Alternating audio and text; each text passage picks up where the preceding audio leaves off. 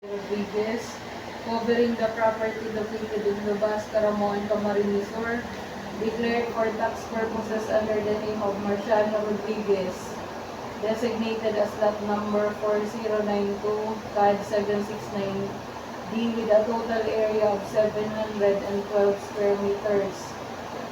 Tapos ang boundary sa north, lot number 4091, on the east by lot number 4093, on the south by lot number 4091, and on the west by lot number 4091.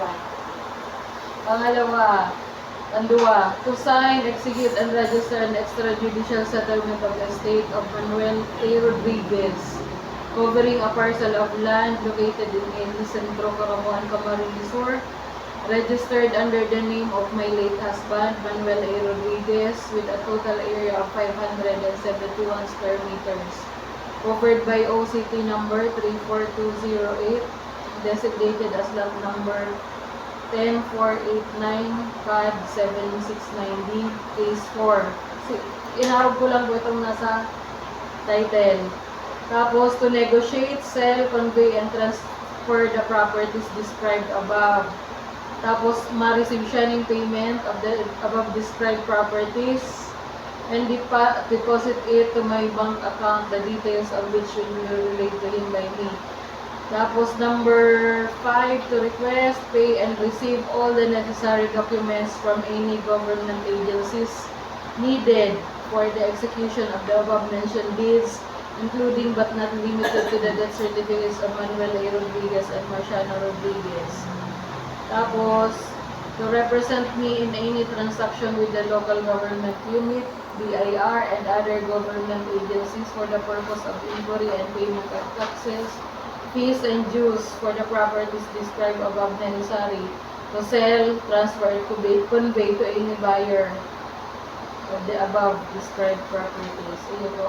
Tapos, giving and granting to my full power and authority to do so and perform all and every act, anything whatsoever represented in the tribunal. Signed by Luwalhati Tanayan Rodriguez and Mark Raymond Tanayan Rodriguez. This 15th day of May 2026 in Bangwan, Camarines Sur. As the witness po ninyo yung i-authorize niya. Ayan. Kayo po, paper mo muna. Pero makuha lang.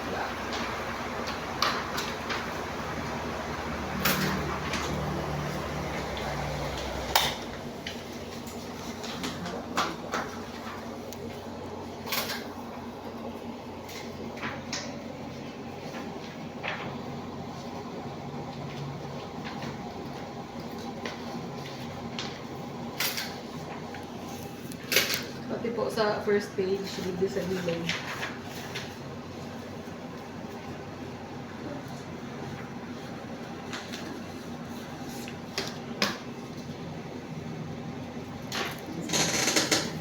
Anong po yun para kung doang property ang pabakal.